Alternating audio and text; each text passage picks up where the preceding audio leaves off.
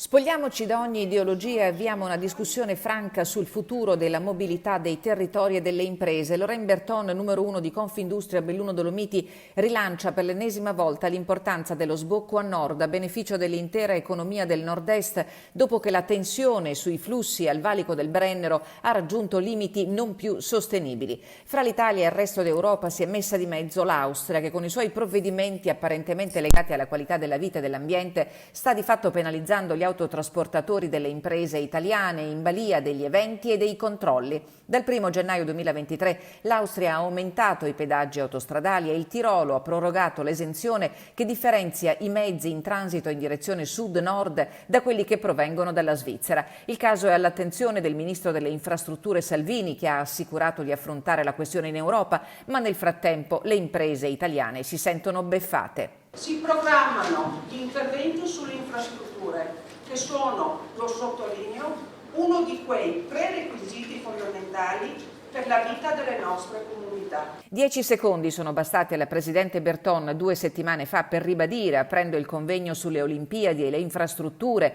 l'importanza di rivedere certi paradigmi che sono la chiave di volta per lo sviluppo della provincia di Belluno, anche in collaborazione con i cugini di Trento e Bolzano. Le imprese dei territori, afferma oggi Berton, sono pronte a dialogare con responsabilità oltre i confini bellunesi. La richiesta al governo e all'Europa per disegnare la strada del futuro è una e una sola. Ascoltateci.